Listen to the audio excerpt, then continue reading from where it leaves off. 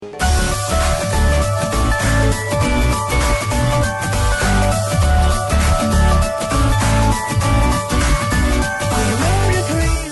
beracun mengiringi sejarah tragedi manusia yang harus mati karena dipaksa atau sukarela menelannya.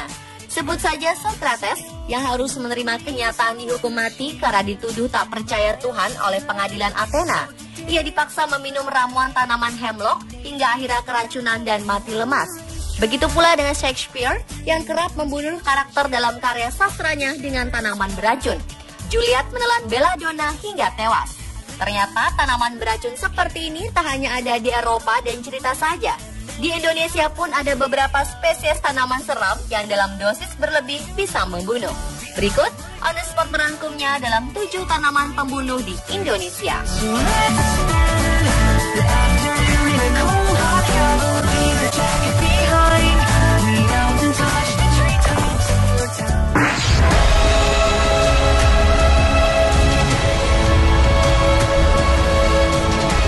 Daun dan getah tanaman jarak banyak digunakan untuk pengobatan tradisional.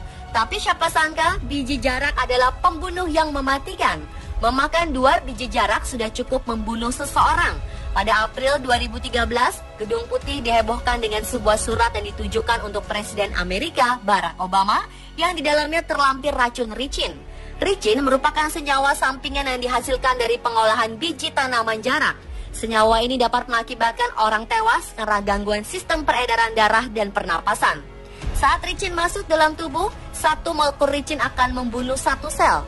Jika senyawa ini terhirup, disuntikan atau tertelan, dapat membunuh seseorang dalam waktu 36-48 jam. Para ahli media mengatakan ricin merupakan pembunuh ganas sekuas virus antraks. Dan bahayanya lagi, sampai saat ini belum ditemukan penawarnya.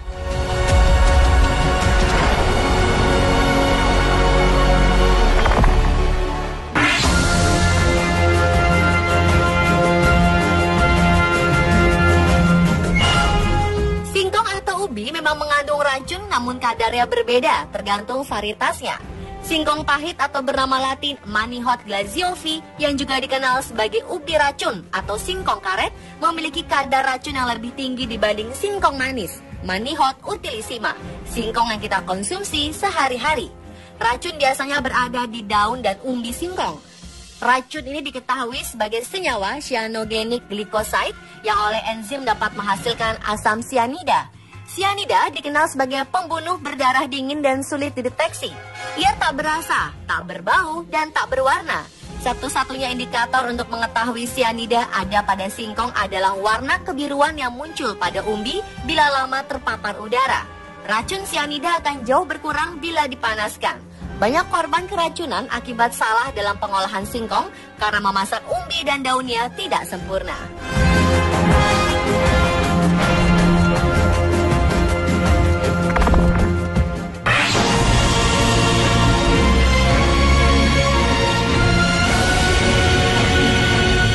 Kecubung yang berada di Indonesia adalah jenis Datura metel, masih satu keluarga dengan bunga lonceng.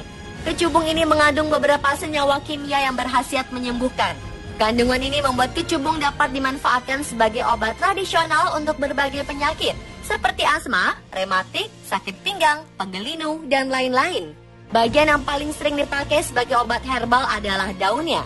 Namun kecubung juga mengandung racun berupa zat alkaloid yang mempunyai efek halusinogen terutama pada bagian bijinya. Efek yang ditimbulkan bila kecubung dikonsumsi melebihi takaran adalah mual, muntah, sesak napas, hingga pusing, halusinasi, dan akhirnya berujung pada kematian. Dalam beberapa kasus ditemukan penggunaan racun biji kecubung untuk bunuh diri.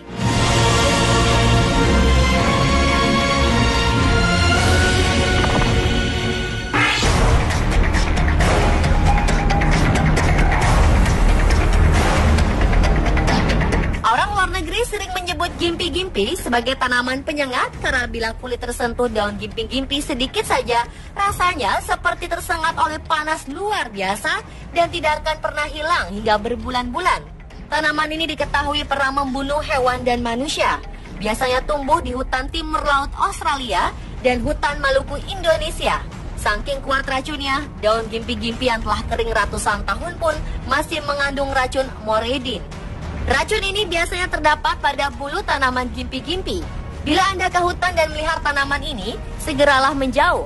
Berada di dekatnya juga berisiko terkena racun. Dengan efek racun yang begitu dahsyat, tentara Inggris pernah tertarik pada tanaman ini dan berniat menjadikannya senjata biologis pada akhir 1960.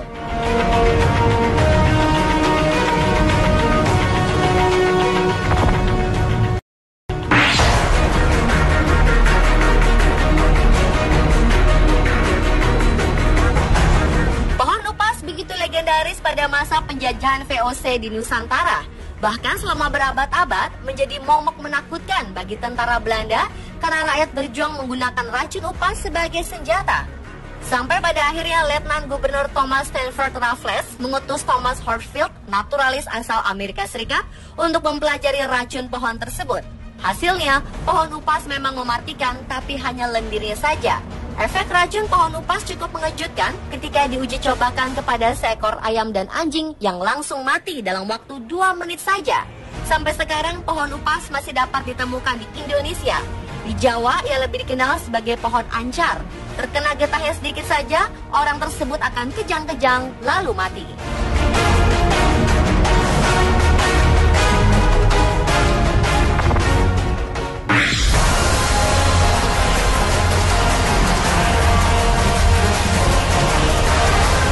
Kembang trompet itu tanaman berbunga asli di daerah tropis Amerika Selatan, namun ditemukan di semua dunia termasuk Indonesia.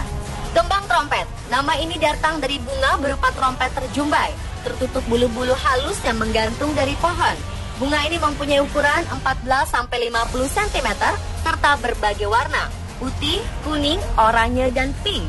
Seluruh sisi dari tanaman memiliki kandungan racun. Tanaman ini terkadang beralih dari teh serta dicerna sebagai obat halusinogen. Bunga ini memiliki tingkatan racun yang beragam bergantung lokasi tanaman. Tumbuhan ini mengakibatkan banyak pengguna yang overdosis serta tewas karenanya.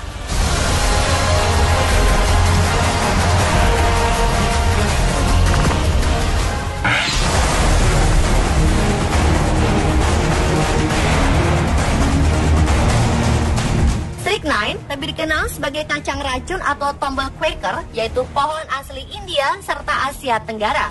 Benih kecil di dalam pohon hijau berupa buah jeruk ini amat beracun, dipenuhi dengan alkaloid beracun strychnine serta brucin.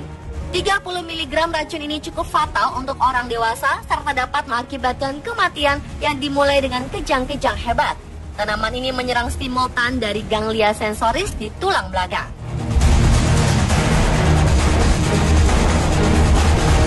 Pemirsa, itulah 7 tanaman pembunuh di Indonesia versi On The Spot.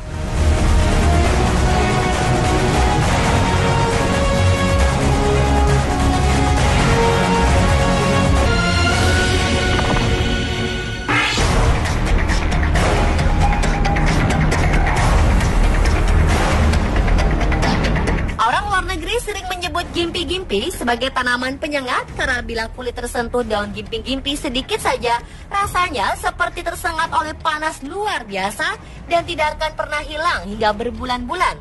Tanaman ini diketahui pernah membunuh hewan dan manusia. Biasanya tumbuh di hutan timur laut Australia dan hutan Maluku Indonesia. Saking kuat racunnya, daun gimpi-gimpi yang telah kering ratusan tahun pun masih mengandung racun moredin. Racun ini biasanya terdapat pada bulu tanaman gimpi-gimpi. Bila Anda ke hutan dan melihat tanaman ini, segeralah menjauh. Berada di dekatnya juga berisiko terkena racun. Dengan efek racun yang begitu dahsyat, tentara Inggris pernah tertarik pada tanaman ini dan berniat menjadikannya senjata biologis pada akhir 1960.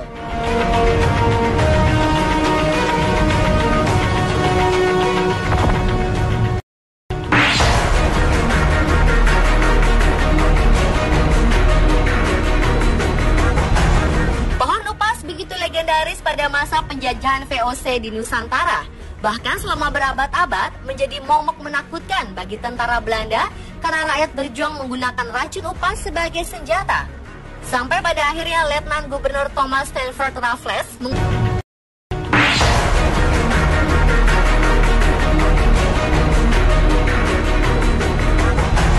Pohon upas begitu legendaris pada masa penjajahan VOC di Nusantara. Bahkan selama berabad-abad menjadi momok menakutkan bagi tentara Belanda karena rakyat berjuang menggunakan racun upas sebagai senjata.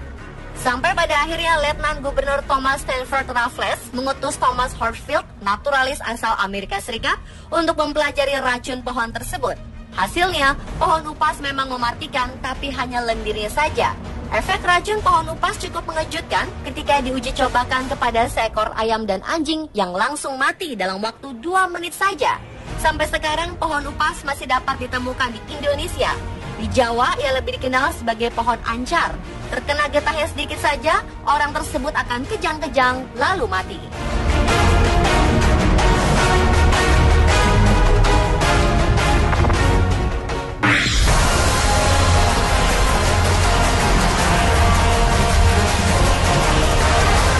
Kembang trompet itu tanaman berbunga asli di daerah tropis Amerika Selatan, namun ditemukan di semua dunia termasuk Indonesia. Kembang trompet, nama ini datang dari bunga berupa trompet terjumbai, tertutup bulu-bulu halus yang menggantung dari pohon. Bunga ini mempunyai ukuran 14-50 cm serta berbagai warna. Putih yang dalam dosis berlebih bisa membunuh. Berikut, on the spot merangkumnya dalam 7 tanaman pembunuh di Indonesia.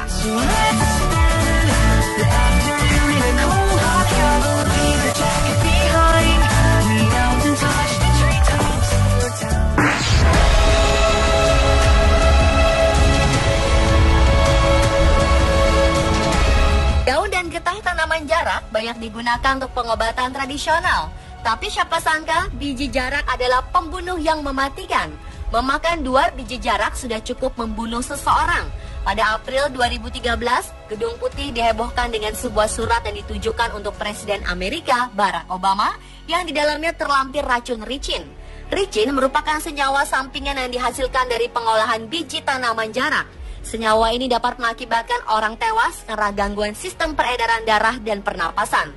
Saat ricin masuk dalam tubuh, 1 molekul ricin akan membunuh 1 sel. Jika senyawa ini terhirup, disuntikkan atau tertelan, dapat membunuh seseorang dalam waktu 36-48 jam. Para ahli media mengatakan ricin merupakan pembunuh ganas sekuas virus antraks. Dan bahayanya lagi, sampai saat ini belum ditemukan penawarnya.